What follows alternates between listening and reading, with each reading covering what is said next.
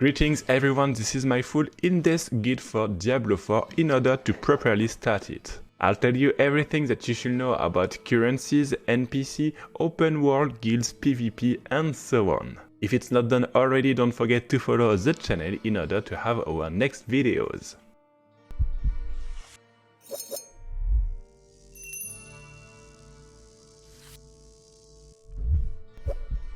In Diablo 4 you can play 5 classes: Rogue, Sorcerer, Barbarian, Necromancer and Druids, and they all come with their own talent tree and skills. To unlock new skills and passives, you need to spend your skill points, which you gain from taking a level or special rewards. At the end of your tree you'll be able to choose one ultimate skill and one key passive. Also, when you reach level 15, you have a quest to specialize your character. It will give you a new panel in order to boost your character. Keep in mind that you need to choose this specialization in function of your build, but you can also change your mind later in the game. When you reach level 50, the current max level, you'll unlock the Paragon system, a new deep complex system in order to boost your endgame character. You also need to understand how base stats work. It's very important and they'll be different from one class to another. You have 4 of them: strength, intelligence, will and dexterity, and for example on the rogue the chance to crit will be linked to intelligence and dexterity will increase your global skill damage. For the sorcerer it's the opposite, because intelligence will boost your skill damage and dexterity your chance to crit.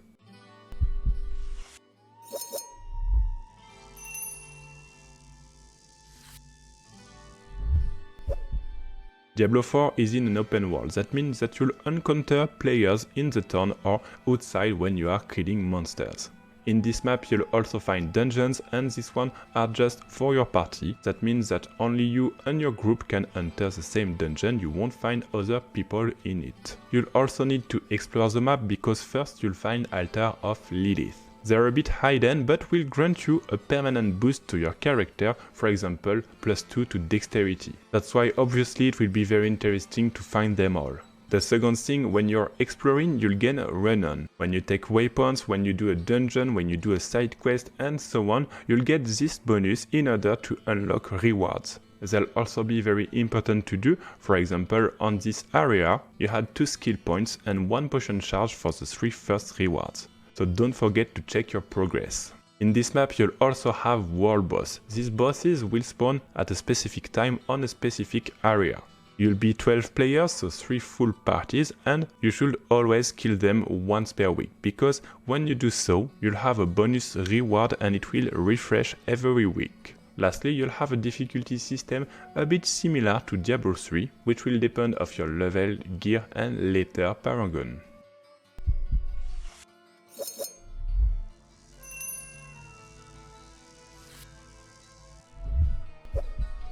You have 3 currencies. The first one, the gold that you'll need for a bit everything at the beginning until the end of the game. Then you have the PvP resource. I'll tell more about this in the PvP section at the end of the video. And lastly, obols, a bit like in Diablo 3 with Kadala, you'll be able to try your luck and get some fancy items or not. The only difference is that you can get obols from events.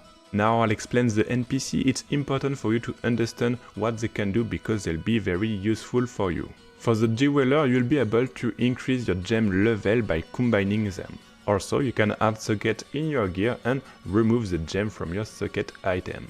Lastly, you can improve the power of legendary accessories. It will give them a global boost, for example on this amulet, resistances, damage over time and damage taken from close enemy. Of course, every time that you do so it will cost you materials, so make sure to do it when you need only.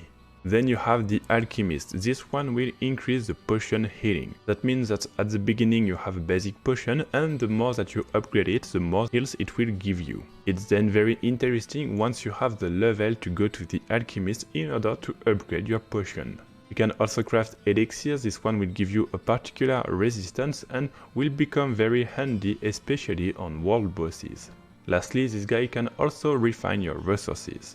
For the blacksmith you have 3 important activities. The first one, it can salvage your stuff. That means that you'll get the material from salvaging your equipment.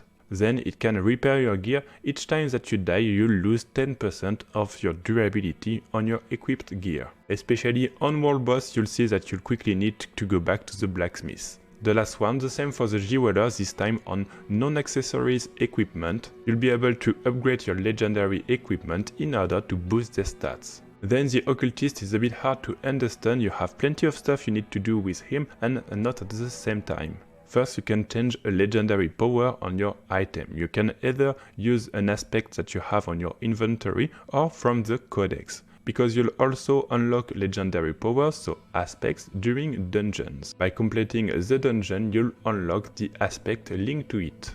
You can also extract a legendary power from your legendary item and create and salvage sigils which are used to enter endgame dungeons. So keep it in mind, but you won't have to use it for now. Finally, you can swap an affix of an item, and this one needs to be done very later and you won't have to use it for now. You also have the stable guys, and you need to do a quest in order to get your mount. Once you have this quest, quickly do it because traveling on your foot will be very long in Diablo 4. Lastly, you also have NPC which are selling items and buying your items for gold. You can check them from time to time, or if you need gold instead of salvaging your items.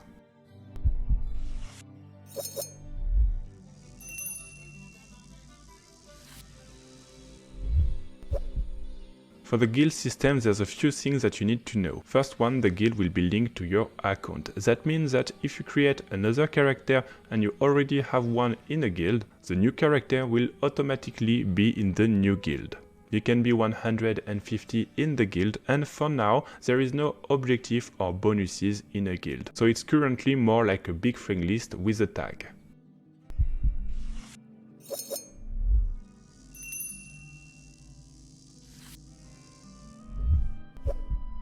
In Diablo 4 you also have PvP under open PvP areas. That means that anyone can attack you and you can attack anyone except your party. You'll be able to get items and the special resources, but be very careful because if you die, anything that you gathered in the PvP area will be on the floor. So if you're not with strong friends, make sure to be very careful about these PvP areas.